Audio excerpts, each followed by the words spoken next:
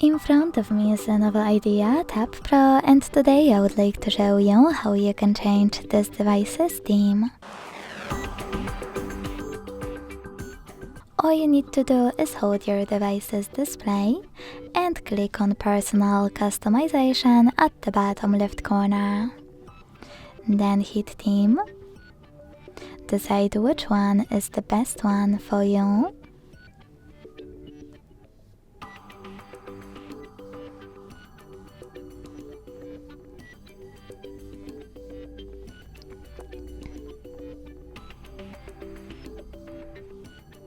Hit Apply and wait. Thanks so much for watching. If you enjoyed this video, leave a like, comment and subscribe. Bye!